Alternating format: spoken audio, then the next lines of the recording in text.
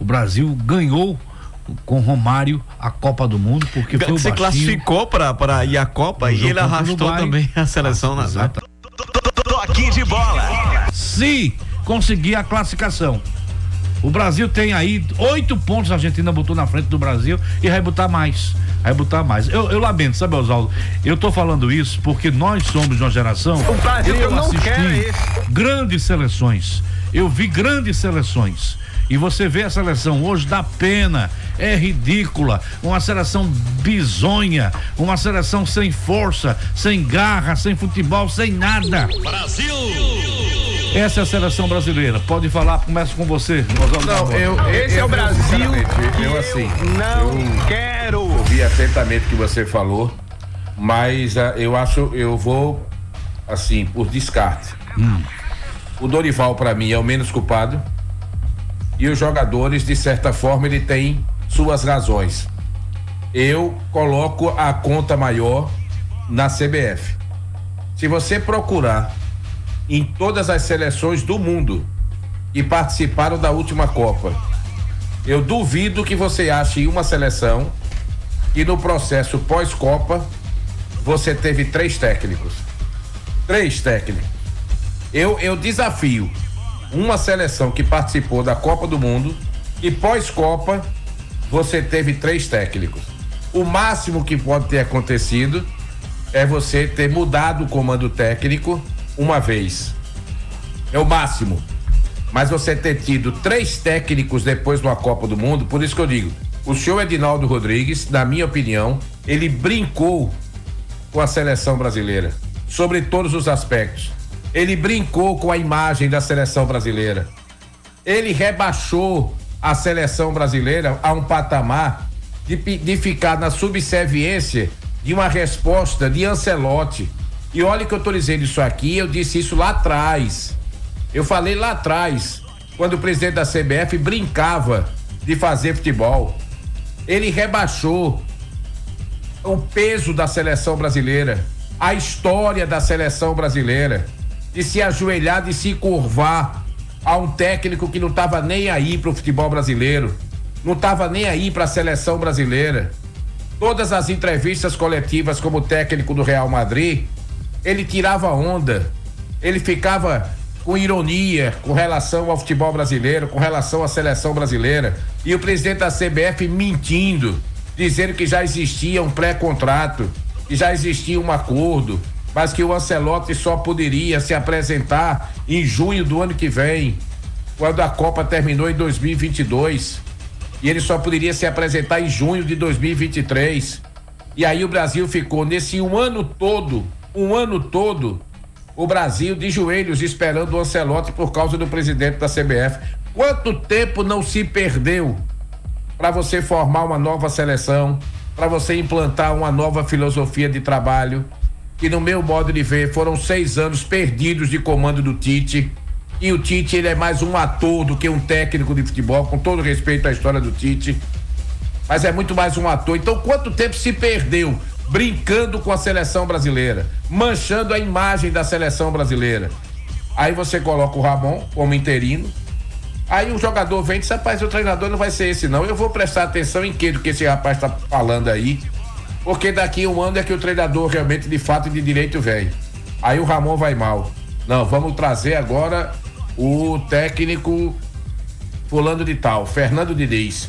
Só que o Diniz, ele só é treinador da seleção brasileira até junho do ano que vem. Aí foi terrível. Como é que esses jogadores vão vir, vão ser convocados, vão acreditar no projeto, vão acreditar no que o Fernando Diniz passa, se os caras sabem que na Copa do Mundo não vai ser o Fernando Diniz?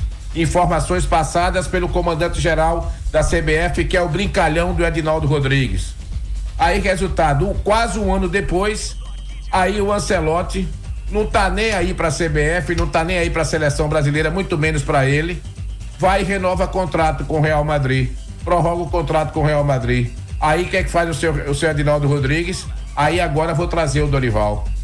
Aí você não tem tempo pra treinar, porque você passa meses sem você treinar. Aí você se apresenta, treina 2 dias, joga. Aí um dia descansa, no outro treina, joga. Como é que você vai implantar uma filosofia de trabalho? Como é que você vai implantar um modelo de jogo para uma seleção? Se tudo foi feito às pressas e o Brasil perdeu mais de um ano em relação às outras. A seleção brasileira está atrás das outras potências do futebol internacional por causa disso também. Pelo tempo que se perdeu, repito, a maneira como foi tratada a seleção brasileira pelo presidente da CBF. Eu sei que a minha voz ela é muito pequenininha, mas eu queria, se pudesse o presidente da CBF ouvir e dar uma resposta. O porquê que ele fez isso com a seleção brasileira? Na minha opinião, ele é o maior culpado. Ele perdeu mais de um ano se enganando e se iludindo com o Ancelotti, que nunca nem deu esperança de treinar a seleção brasileira. E agora tá aí o seu Ancelotti, campeão da Champions, empregado, e o Brasil aí tentando a duras penas arrumar uma maneira de jogar, arrumar um time, arrumar um padrão para poder se classificar para uma Copa do Mundo. Para mim, claro, jogadores têm culpa porque são eles que jogam. Claro que o Dorival tem que ter sua parcela de culpa, mas o pouco tempo para trabalhar e o tempo que se perdeu, o maior culpado é o senhor Edinaldo Rodrigues, presidente da CBF. Muito bem, começando o debate, começa com Vitor Hugo, a sua opinião com relação ao jogo e a sua expectativa com relação ao que vem por aí. Ô Guima, a situação é triste, eu falo com muita tristeza com relação à seleção brasileira, principalmente pelo jogo que eu vi ontem, né? O Brasil passar o primeiro tempo todinho sem ofender a seleção do Paraguai. No segundo, o único lance que teve lá, um chute do Vinícius Júnior de fora da área, muito pouco para uma seleção brasileira. Eu acho que o Vinícius Júnior no Real Madrid, muito se comenta, né? O pessoal comenta por aí que ele é na seleção é outro, até porque no Real Madrid ele joga para o time. Na seleção ele é o principal nome, aí não tem quem jogue para ele. Mesmo assim ele não faz jus a ser a principal peça da seleção brasileira, porque o futebol que ele pratica na seleção brasileira é um futebol muito abaixo do esperado. Ontem mesmo ele é muito, sei lá, ele vai tentar os dribles, foi tentar dar uma carretilha no jogador do Paraguai na linha de fundo, a bola escapou do pé dele, foi para a linha de fundo. Então eu vejo que todo mundo é culpado, o presidente da CBF, o Dorival é culpado porque assim, ele também não tem muito tempo para trabalhar a equipe, mas ele é culpado, e os jogadores, na minha visão, são os principais culpados. Vem um Danilo vestiu uma camisa da seleção brasileira que já foi de Cafu, a camisa número 2. Cafu, Carlos Alberto Torres, outros jogadores, meu amigo, é Jorginho. De doer. Jorginho. Tomar olé do Paraguai, com todo respeito ao Paraguai, pelo amor de Deus, a seleção brasileira, e pro futuro, né? Assim, claro, a gente vê que o Brasil vai classificar para a Copa. Eu acho que não fica fora, até porque assim, a duras penas, mas o Brasil vai classificar. Tem aí pela frente o Chile, depois tem o Peru, então são jogos que vão dar aí um norte para a seleção, mas eu acho que o Brasil não fica fora não, apesar de ter esse futebol triste. E uma coisa eu digo, viu, muitos podem não concordar comigo, mas a seleção brasileira, ela é dependente do Neymar, apesar do Neymar também não ter assim essa moral toda com todos, mas o Neymar faz falta sim na seleção brasileira. Essa é a minha opinião. Roberto Ribeiro. É um jogo apático. Aliás, o Brasil não apresentou praticamente nada ainda nessas eliminatórias, e você vê como são as coisas do futebol. O Brasil já disputou, como as outras seleções, 8 partidas. Até aqui já marcou 9 gols, tem 10 pontos. O Paraguai marcou 2 e tem 9. Ontem foi o segundo gol. O segundo gol nessa vitória aí do Só Paraguai. Um detalhe, o Brasil jogou 8 partidas, não é isso? Sim. Pois é, 8 partidas. Só abrindo parênteses. Pra você ver, e aqui eu não tô querendo influenciar na minha opinião, coisíssima nenhuma, até porque ontem eu adiantei que o jogo seria difícil para a seleção brasileira. Eu já cantava essa bola ontem, antes do jogo. Mas para você ver um detalhe que você citou aí. Todos jogaram 8 partidas. Todos. O Dorival veio estrear nesses 2 últimos jogos. Ou seja, nas outras 6 partidas, o Brasil já teve 2 técnicos. E sem tempo de treinar. E sempre tem essa dificuldade. O Brasil, ao longo da história, essa questão desses calendários atrapalha muito.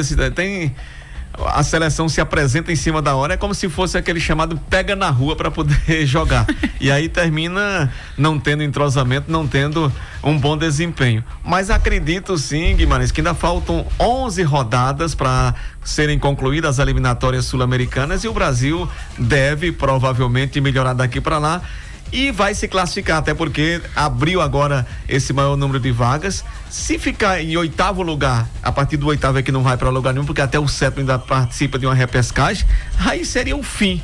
Mas acredito sim que o Brasil ainda se recupera, vai se classificar e talvez até, quem sabe, entre os 4, como se fosse no formato antigo, para garantir essa classificação com um pouquinho mais de moral. Agora, na Copa do Mundo, a gente não acredita muito, não. Se o Brasil fica fora de uma Copa do Mundo em que 7 se classificam, aí teria que ter uma revolução, fechar a CBF, tocar fogo e tudo e acabar com o futebol brasileiro. Felizmente, a situação não tá boa. Jânio Barbosa, sua opinião? Primeiro que o Brasil se classifica para a próxima Copa do Mundo, aos trancos e barrancos, acredito eu, né? Desde 2006, aquela eliminação para a França, daquela Copa do Mundo, lá para cá o Brasil não foi o mesmo, né? Veio mudando, todo mundo já foi ficando velho, ficando para trás, se aposentando, renovação para mim foi pouca, surgiu aí Neymar e companhia, dos últimos do seu tempo, o único que ainda se quer jogar bola, se ainda quer alguma coisa com a seleção, ele pode ajudar. E agora, infelizmente, não é exemplo para nenhum garotinho hoje fora, né? Fora sim. Não é exemplo para ninguém, para nenhum garoto, né? É um craque de bola, mas nunca se dedicou 100% à camisa amarelinha e não levou esse know-how das costas de um grande ídolo por todo o país. E por todo mundo. Diferente de Ronaldo Fenômeno, de Romário conhecido, de Rivaldo, de tantos e tantos, de Kaká, por aí, de Adriano. Ele nunca levou esse know-how, não. Pelo mundo afora, não. É um bom jogador que se destacou muito bem no Barcelona das equipes, mas infelizmente nunca foi o seu foco principal a seleção brasileira, não. Na minha visão, de ser o cara o protagonista, nunca foi e nunca vai ser. Infelizmente. Pode ajudar? Pode.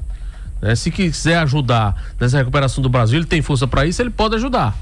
Ele pode ser a voz ativa, mas infelizmente não tem voz ativa na seleção, nem por parte de comissão técnica, nem tampouco de jogador. Então a CBF faz o que quer.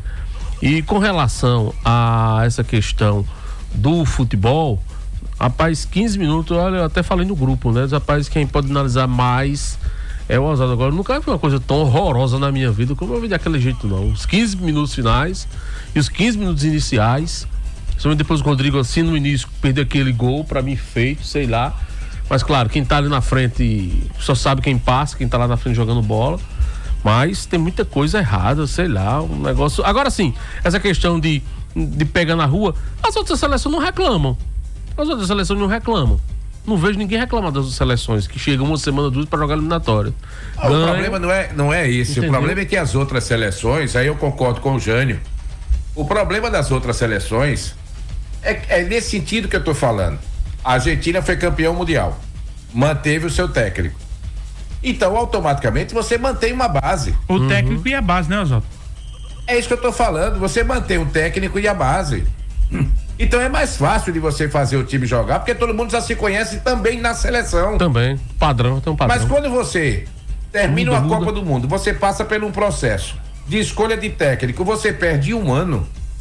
E cada treinador, quer queira, quer não, sem tempo de treinar, mais na base do quadro, do diálogo, da conversa, tenta implantar a sua filosofia de trabalho, a sua filosofia de jogo. E ainda perde na forma individual, os caras nem conseguem se destacar. Porque o Ramon tem um jeito, o Fernando Diniz é totalmente diferente de todos, o Dorival tem outro jeito. Então é isso que eu tô dizendo, você tem que dar um desconto também para essa questão. Uma coisa é você jogar num clube e você tá todos os dias lá, do dia a dia, com o seu mesmo treinador, com os mesmos jogadores, isso, o ambiente. Outra coisa é você se apresentar, treinar 2 dias para jogar e com uma cobrança que se tem, porque se a seleção brasileira não tivesse a cobrança que tem, a gente não estaria aqui falando 30 minutos da seleção brasileira. Então veja a cabeça desses jogadores, apesar de serem ricos, milionários, muito bem nos seus clubes, mas existe uma cobrança pro resultado na seleção. Aí termina a Copa do Mundo.